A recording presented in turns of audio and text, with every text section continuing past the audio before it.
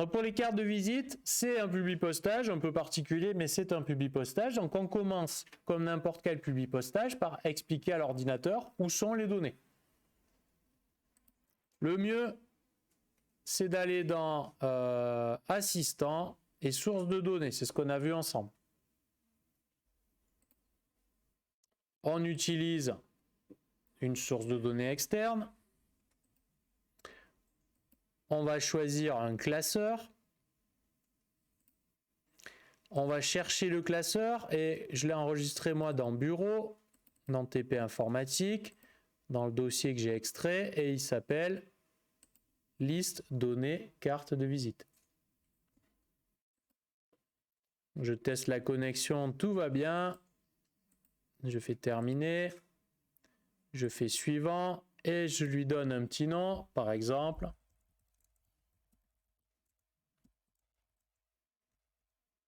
Alors comme j'ai donné à peu près le même nom tout à l'heure, soit je vais en avoir deux identiques, soit il va dire qu'il existe déjà. Il existe déjà, mais c'est normal du coup. Donc vous n'aurez pas cette question pour la première fois. Maintenant, l'ordi sait à qui je vais envoyer des choses. Donc étape 2, je commence mes cartes de visite. Donc si vous avez lu le TP correctement sur les cartes de visite, je vous dis qu'à ce moment-là, il faut faire nouveau et choisir soit étiquette, soit carte de visite selon ce qu'on veut faire. Donc je vais faire des cartes de visite.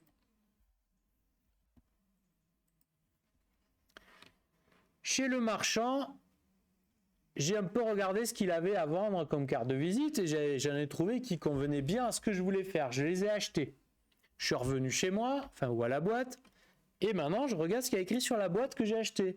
Il se trouve que c'est une marque Avery A4. Vous voyez toutes les marques qu'il connaît? Bon, là j'ai acheté du Avery A4. Je fais pas de la pub, j'ai pris une au hasard. Et puis dans la liste de tout ce que fait monsieur, madame Avery, ils en font, hein. Je cherche la référence qui est marquée sur ce que j'ai acheté, et la référence qui a marqué c'est C9326. C93, ça c'est 62, non c'est 62, c'est moi qui me trompe. Donc ça c'est ce que j'ai acheté chez le marchand. J'ai de la chance, parce qu'en fait du coup ça pré-remplit toutes les dimensions, j'ai rien à faire. Si j'ai acheté chez le marchand quelque chose que le logiciel ne connaît pas, c'est pas un problème. J'ai juste manuellement à rentrer toutes les dimensions qui vont bien. En général, quand vous achetez ce genre de choses, au dos ou dedans, il y a une petite feuille qui vous donne les dimensions. Des fois, c'est pas exactement les mêmes qu'il vous faut, mais il suffit de les calculer, c'est pas très compliqué. Deuxième chose à faire, puisque je veux faire une base de données, il faut que j'aille chercher.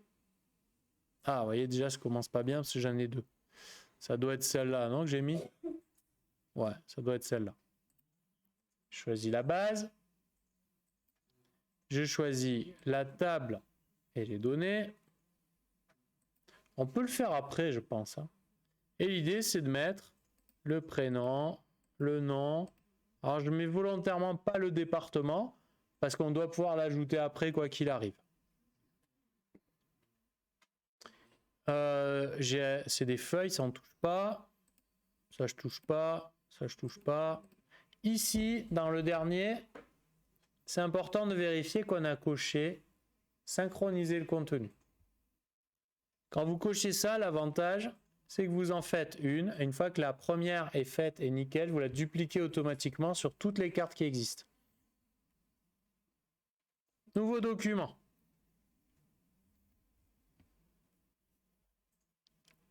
Donc, je vais m'intéresser à la première. Qu'est-ce que j'écris?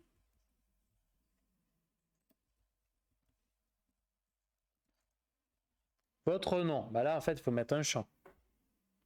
Donc, pour mettre un champ,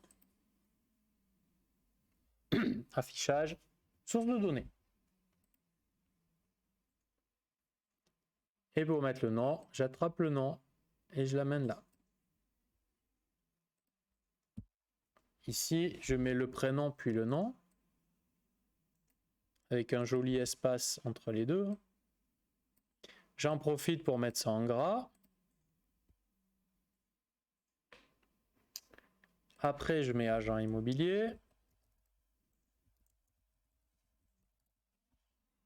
Et on vous dit que agent immobilier, il a un espacement au-dessus de 3 cm.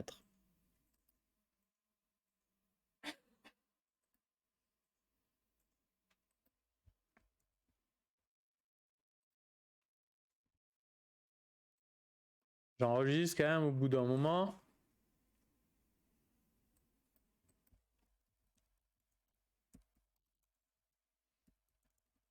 Par exemple. Il faut que mettre le département, donc je mets un petit espace. Mais ce qu'on voudrait, c'est que le département, il soit toujours à droite de la carte de visite. Et en même temps, je veux qu'agent immobilier soit à gauche de la carte de visite. Comment que je peux faire, sachant que la longueur de département, ça peut être court comme le département du Nord, ou ça peut être long comme les Alpes de Haute-Provence. Je ne connais pas la taille que ça aura exact. C'est la difficulté quand on fait du publipostage. Les champs, ils peuvent avoir des largeurs qui varient. Comment on peut faire? Vous avez lu la consigne? Il y a marqué aligné à droite à 8, cm de la gauche. C'est en caractère? Alors, si le caractère, c'est pas une façon de faire, c'est, enfin, ce que je veux savoir, c'est éventuellement qu'est-ce que vous réglez dans le style de caractère. Je crois pas qu'on peut y arriver avec le caractère. Je vous aide. A priori, c'est dans les paragraphes que ça va se jouer. Qu'est-ce qu'on connaît comme élément de paragraphe qui permet de dire qu'on veut que ça démarre à 8,2 cm exactement et que ça soit aligné à droite? C'est quelque chose qu'on utilise par exemple dans les pieds de page et les en-têtes pour avoir un bout centré à gauche, un bout centré, un bout aligné à gauche, un bout aligné à droite. Ouais, les tabulations. Je vais donc, dans paragraphe, régler les tabulations. J'en veux une à 8,2. Cette tabulation à 8,2, je veux qu'elle soit à droite. Et je valide.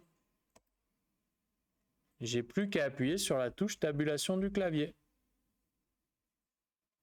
Et là, département, normalement, il est au bon endroit. Bah, je crois qu'après, j'ai plus qu'à mettre l'image et c'est bon, j'ai fini. Donc, je vais mettre mon curseur par là et je vais insérer l'image. Ah, j'ai dû taper à côté.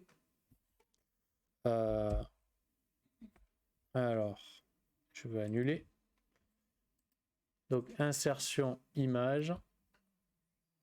Et je choisis le logo.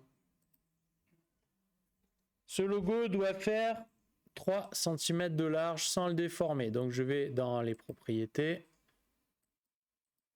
Position et taille. Je vérifie bien que je conserve le ratio. Et je mets 3 cm. On me dit qu'elle est à droite de la zone de texte. Donc, je mets à droite de la zone de texte. On me dit que c'est à 0,2 du haut de la zone de texte. Donc, je mets du haut. 0,5 de la zone de texte.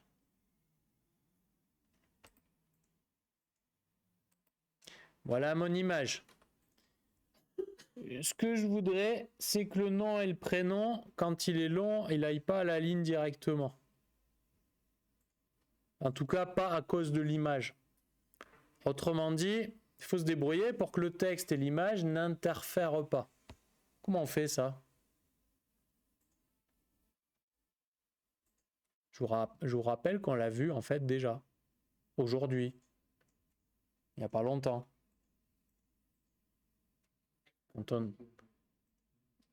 Ouais. On met une adaptation continue dans ce cas-là. Quand j'ai fini que c'est nickel, eh ben, qu'est-ce que je fais? Je peux faire 8 fois la chose ou tout simplement j'appuie sur, ou 10 fois la chose, j'appuie sur synchroniser. Il me crée toutes les étiquettes à l'identique de la première. Là. Bah là, ça a toujours été là en fait. Et maintenant, bah, je peux imprimer pour faire le publi postage. Fichier, imprimer.